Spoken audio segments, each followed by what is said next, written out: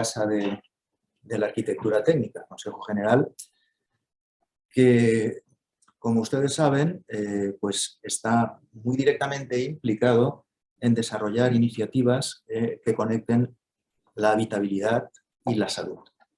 La habitabilidad es, digamos, el core, el núcleo de nuestra profesión. Profesiones que tienen misiones educativas, profesiones que tienen más misiones económicas, pero las profesiones de la arquitectura, el núcleo central de su actividad es la habitabilidad.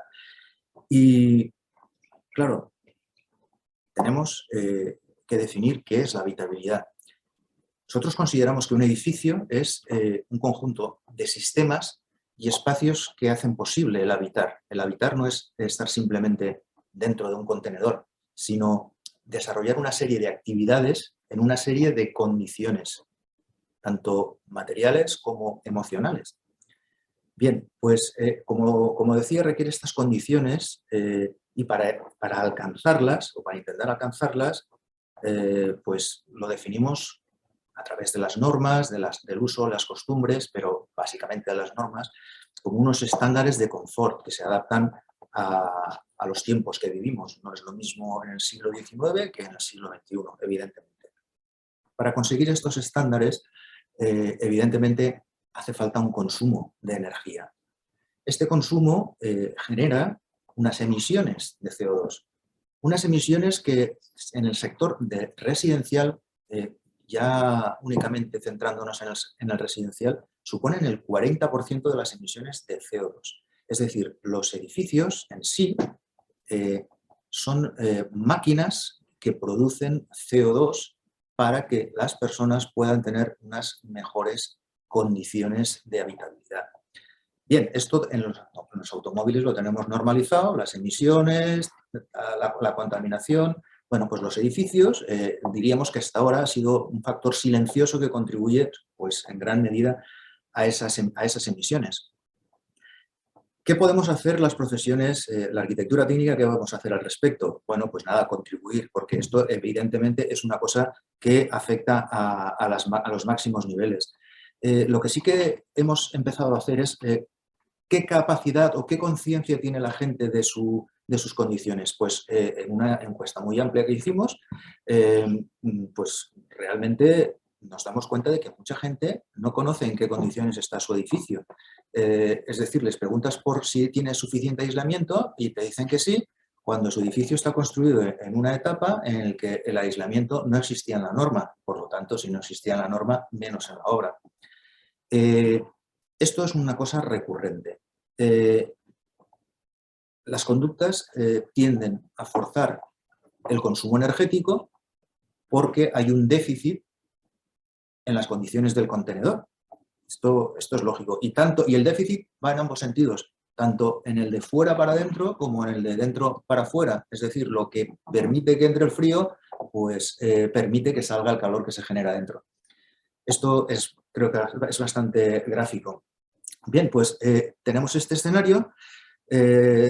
Tenemos también, por otra parte, a los actores ambientales que ya han fijado el foco, además de las emisiones, en la huella de carbono embebida. ¿Qué significa esto?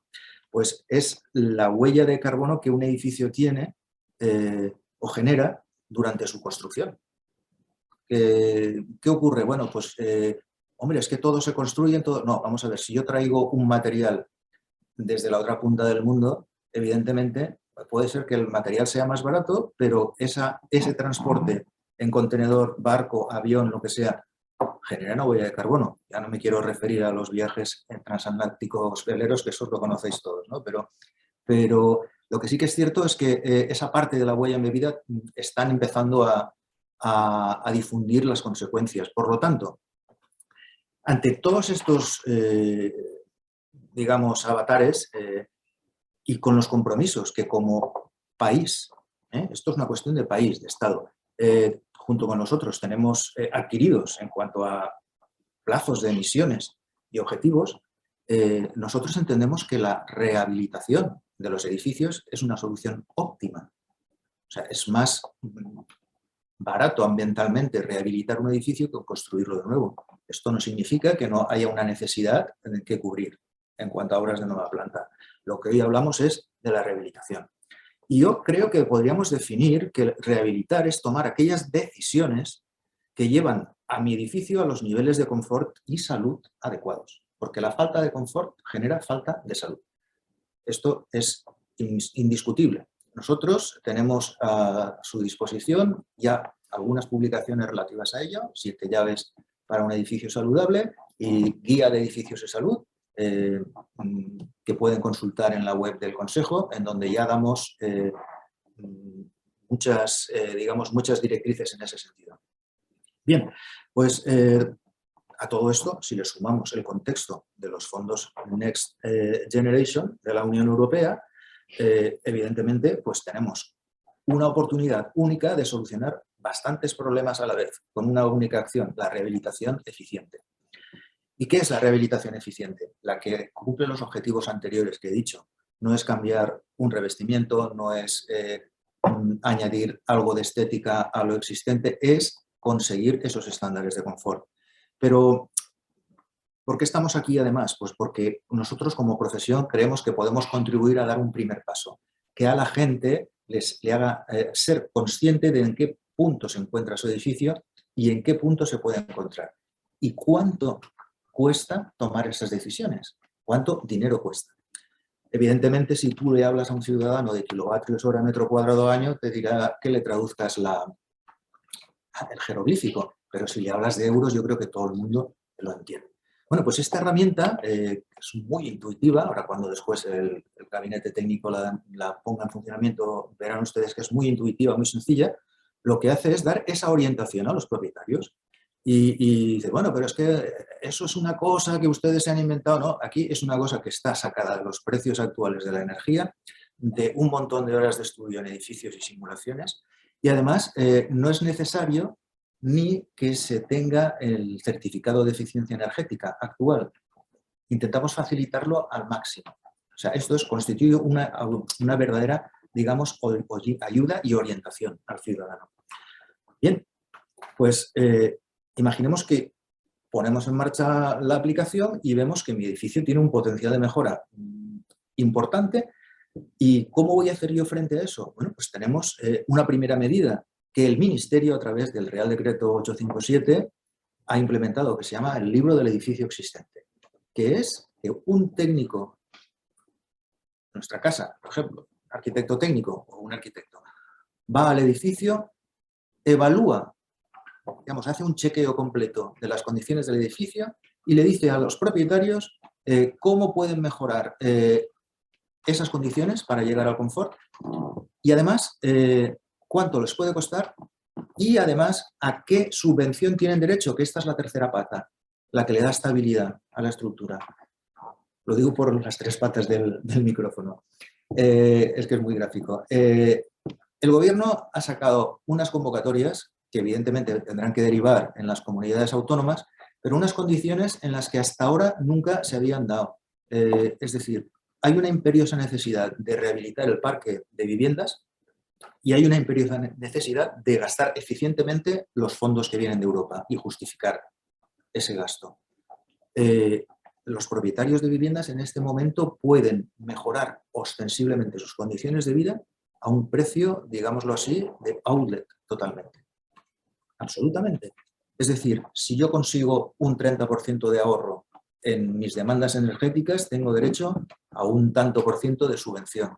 Pero es que no me cubre totalmente. Bueno, pero es que además lo que usted ponga de su bolsillo, Hacienda se lo desgrava en el IRPF. Pero es que además lo que usted obtiene de subvención no le computa como ingreso en el IRPF. Es decir, en este caso, el Real Decreto que ha sacado el Gobierno no se le puede pedir más esfuerzos. En la vida había habido una medida fiscal en este tipo de ayudas. Es decir, dinero que ingresabas un año, dinero que computaba como ingreso en el ejercicio siguiente. Bien, pues este es el marco más o menos en donde nos estamos moviendo. Evidentemente, también hay que decir una cosa, aunque sea en el plano materialista, una vivienda rehabilitada eficientemente incrementa su valor una media de un 30% en el mercado. Esto también es algo interesante a comentar.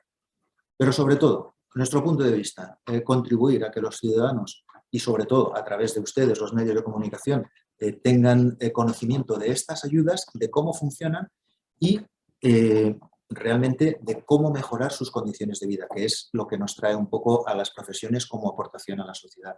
Y para no extenderme más, yo dejo la palabra a Juan López Asiaí, director del Gabinete Técnico, que va a hacerles una demostración en directo de cómo funciona esta calculadora y del funcionamiento somero de los fondos europeos. Muchas gracias.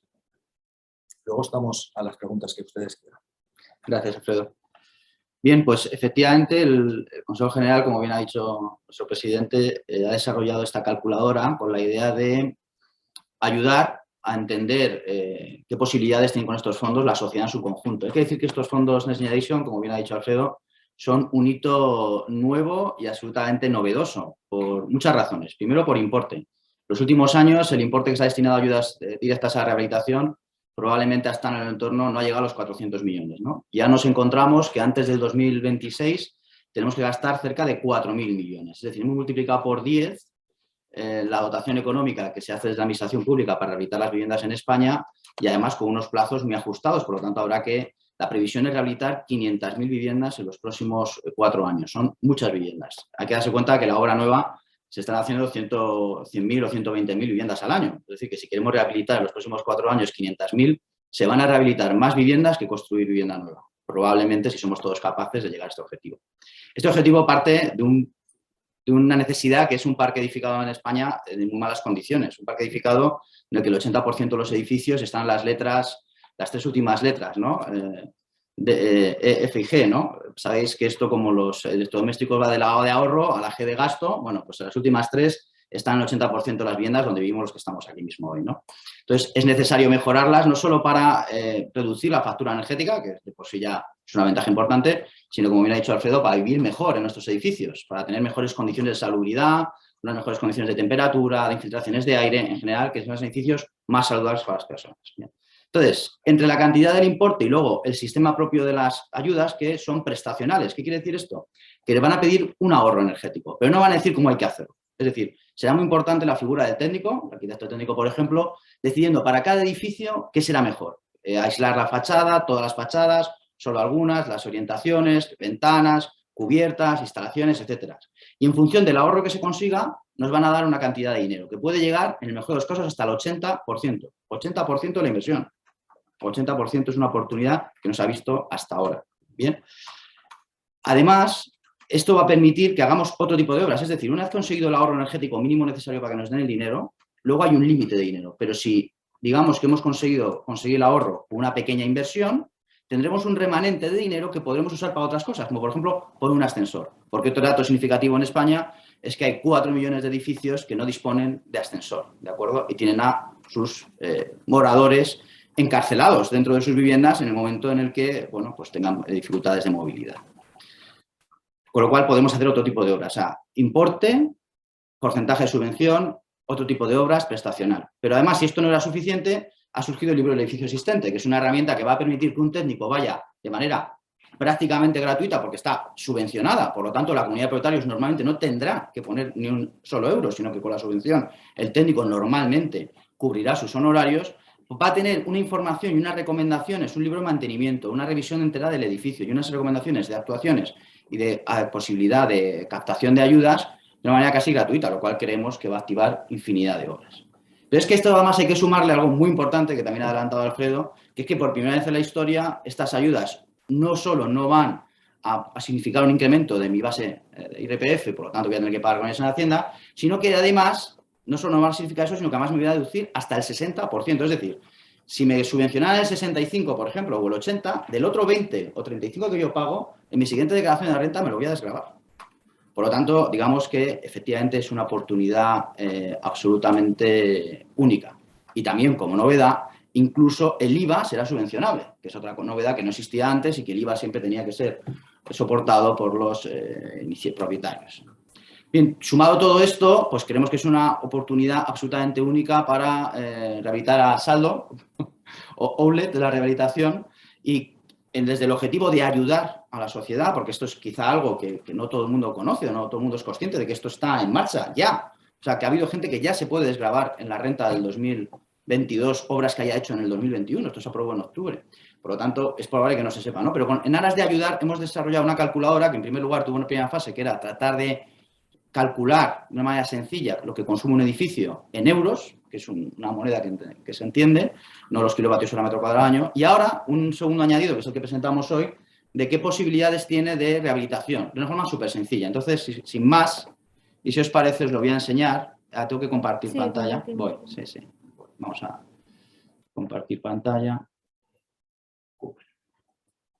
Bien, voy a necesitar ayuda. Si pones calculadora Cegate, perfecto, genial. Pues con calculadora Cegate, como veis en Google, ya sale directamente la calculadora energética. En esta página está explicado un poco todo el desarrollo, cómo hemos ido actualizando los precios. Los actualizamos cada 3 meses porque, claro, las subidas son relevantes, como muy bien sabéis, ¿no? Explicamos un poco su funcionamiento y, como novedad, lo que vamos a enseñar hoy, que además de poder estimar cuánto gastan un edificio cualquiera, es que además vamos a simularle qué posibilidades de ayudas tiene, ¿no? Entonces, esto es muy sencillo porque tenemos dos versiones. Digamos, la versión un poquito más afinada, que es cuando el edificio tiene un certificado de eficiencia energética, que todos conocéis y que son obligatorios cuando se venden o alquilan viviendas, ¿no? Pero es probable que no haya un certificado del edificio, pudiera ser. Entonces, si lo hay, estupendo, porque la calculadora, al meter los datos del certificado, que simplemente coger esa página que está a la izquierda y esos sombreados en colores, ponerlos donde están los sombreados correspondientes, nos afinará mejor el resultado. Pero si no lo tuviéramos, simplemente podríamos aquí que queremos calcular un edificio y que no tenemos el certificado, ¿vale? Entonces, al no tener certificado, lo que hemos hecho es un estudio estadístico. Es decir, hemos sacado de los 3,5 millones de certificados que ya se han hecho en España, hemos sacado por provincia, ¿vale? Por provincia y año de construcción, cuál es la calificación energética más probable, ¿no? Desde un punto de vista de la seguridad. Es decir, seguramente a través de aquí sale un consumo un poco más alto que si meto el real, porque claro, siempre vamos un poco del lado de quedarnos en la seguridad. Entonces, si yo, por ejemplo, elijo, vamos a buscar aquí un edificio, vamos a poner, por ejemplo, en Madrid, aquí dentro de Madrid, donde necesito otra vez ayuda, si puedes poner el año 1960, por ejemplo, y la altitud 650, superficie 600 metros y número de viviendas 10. Pues un edificio muy estándar, ¿vale? Le damos aquí con calefacción a gas, agua caliente a gas, podríamos cambiarlo si tuviera otras formas de energía. Le damos a calcular, entonces, en primer lugar, con estos datos que yo le he dado, me hace una estimación del consumo en euros, de ese edificio anual, ¿vale? 19.000 euros al año, que si vivimos entre 10 vecinos, pues más o menos unos 1.900 euros por vecinos, pues que serán 160 o 150 euros al mes de calefacción, agua caliente y electricidad. Bien, este es el consumo estimado. Insisto que si tengo el certificado energético lo metería y conseguiría certificados más cercanos a la realidad, ¿vale? Pero ahora, como novedad, que esto ya existía, es que yo ahora puedo decir, quiero rehabilitar mi edificio. Entonces yo puedo decir, oye, mira, vamos a poner un SATE. El SATE es el sistema de aislamiento térmico por el exterior. Es un aislamiento que se pone en el exterior de la fachada, que creemos que va a ser la obra, digamos, más estándar, ¿no? Entonces yo la marco aquí. Cuando marco aquí hay un vídeo explicativo que podéis ver de cómo conseguir la superficie de nuestro edificio, si no la conocemos, a través del catastro de una forma sencilla, ahí está a vuestra disposición. Pero bueno, si yo pido aquí que pongas 400 metros, por ejemplo, de fachada, puedo elegir 2 tipos de aislamiento, voy a elegir poliestireno extruido y voy a elegir 12 centímetros de espesor.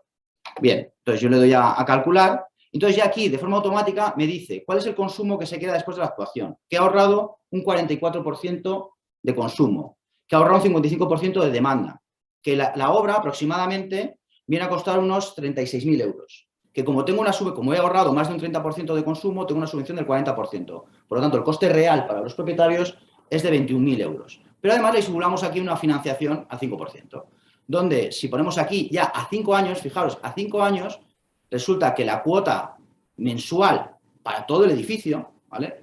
Ojo, es para todo el edificio, son 500 euros. Pero como ya estima que gracias a que he rebajado en un 50% el ahorro en la factura energética, ya estima que realmente el ahorro son 700. Por lo tanto, la inversión, digamos, real, bueno, esto es una herramienta un poco comercial, porque lógicamente habrá que hacer un desembolso, pero al final la realidad es que mi factura energética ha bajado por vecino, hay que dividirlo todo por 10, ¿no? A cada vecino tendría que pagar 53 euros al mes por estas obras, pero como se va a ahorrar 73 euros al mes de ahorro energético, él gana 20 euros al mes, en realidad. Y además aquí no están tenidas en cuenta las deducciones fiscales, porque de esos 500 que tiene que pagar, de esos que realmente serán a 5 años, pues serán, no sé, serán 2.000 2.000 y pico euros. Esos 2.000 y pico euros en su declaración de la renta se los va a desgravar a un 60%, con lo cual realmente es mucho más. Es decir, que en este supuesto esos vecinos no les cuesta cambiar la fachada de su edificio, van a gastar menos energía, van a vivir mejor y su edificio va a valer más dinero.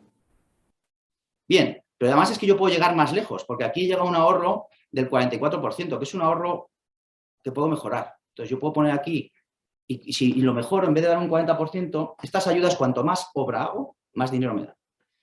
Entonces, si yo digo, no, voy a cambiar también la cubierta. Entonces, si por favor puedes poner aquí 120 metros, y digo, vamos a poner aquí 12 centímetros, lo calculo de nuevo, y como he pasado del 45%, en vez de un 40% me dan un 60%. Por lo tanto, el coste de la obra, a pesar de que he hecho más obra, en vez de 21 son 17. Porque cuanto más obra haga, menos me cuesta, ¿vale? Por lo tanto, aquí ya todavía el número sale infinitamente mejor. Ya le devuelven, en vez de 20 euros, gana cada vecino 37 euros al mes. Y así, si cambio las ventanas y cambio las instalaciones y en vez de un ahorro del 49% consigo un ahorro del 60%, es que le van a dar el 80% del dinero. Por lo tanto, es que todavía le va a costar menos. Es una cosa curiosa, pero cuanto más obra se hace, menos dinero cuesta. Y también valdría para una vivienda unifamiliar. Si queréis podemos hacerlo, porque hay muchas viviendas unifamiliares en España. Ponemos aquí también edificio completo, en el sentido de que entendemos que una vivienda unifamiliar es un edificio completo, pero con una vivienda. Y si digo también que no tengo el certificado, y vuelvo a poner aquí, pues vamos a poner, por ejemplo, datos de la Sierra de Madrid, por ejemplo. Podemos poner aquí Madrid, año de construcción 1960 también. Altitud 1000 metros, por ejemplo, la sierra. Y superficie 200 metros. ¿Vale? Gas. Podemos poner aquí, por ejemplo, que es más clásico, que sea gasóleo.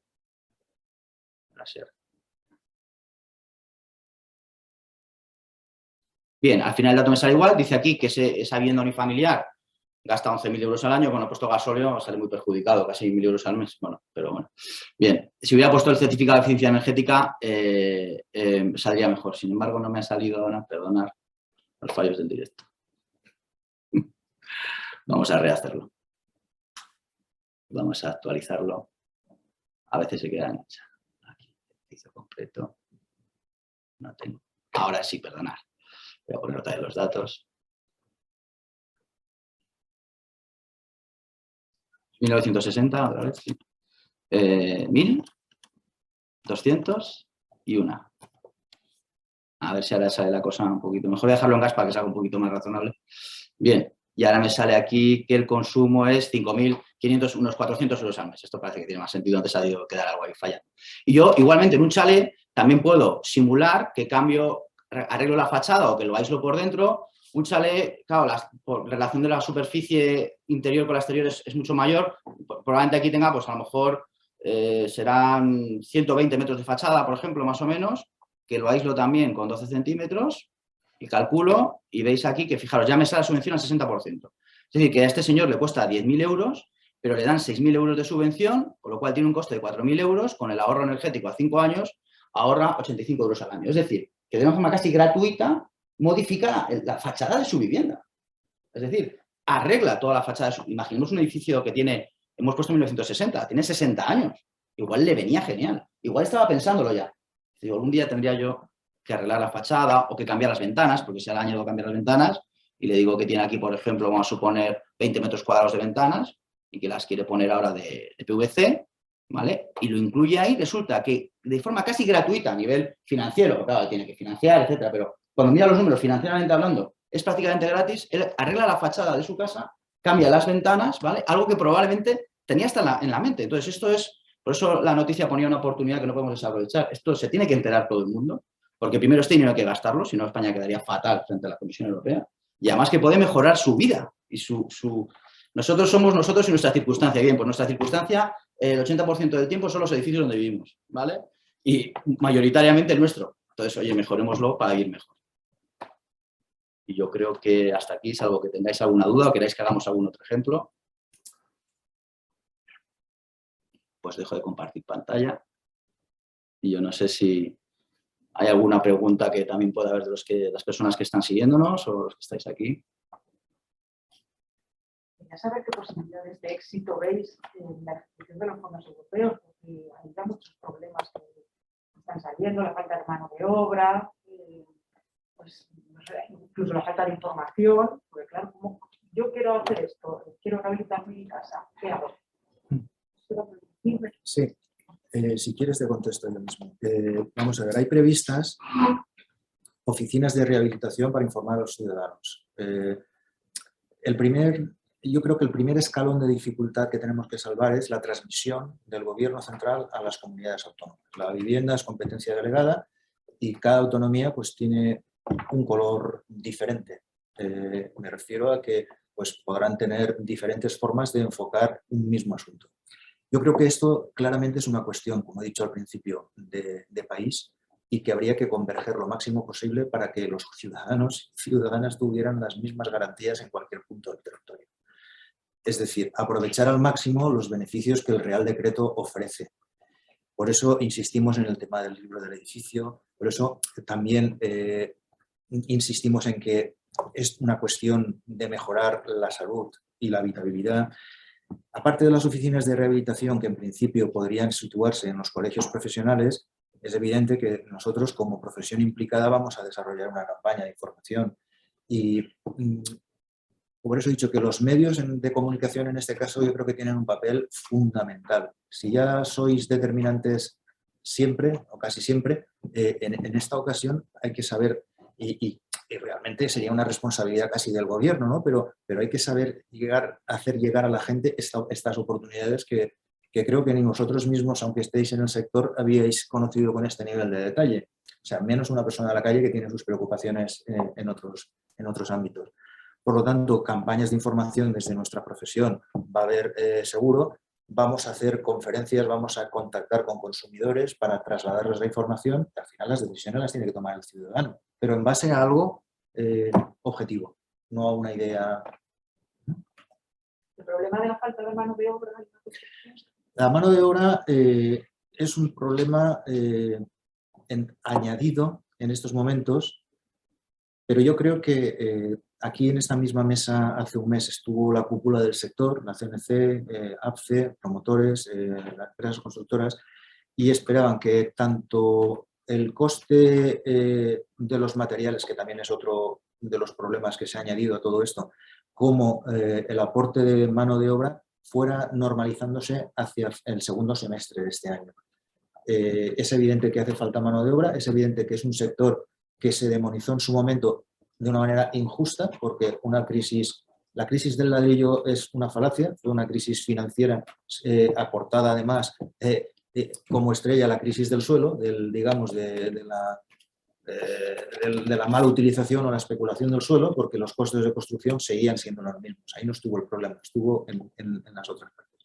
Por lo tanto, hubo mucha gente del sector que emigró hacia otros sectores.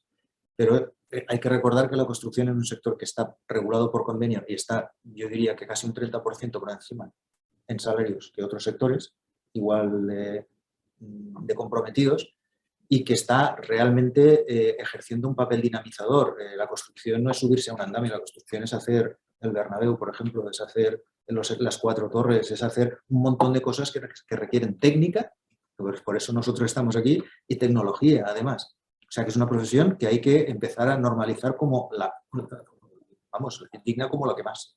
Y hasta ahora no se ha contribuido, digamos, demasiado a eso.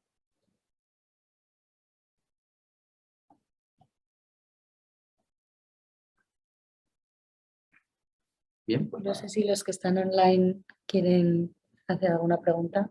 Si os quitáis el micrófono. hemos sido muy claros en Yo nuestras creo posiciones. que ha quedado todo muy Un claro. poco palizas hemos sido. Vale, pues nada. Muy bien, Cerramos esto, ¿no? Sí. pues gracias a todos. Y a los que habéis estado online también, gracias por vuestra atención.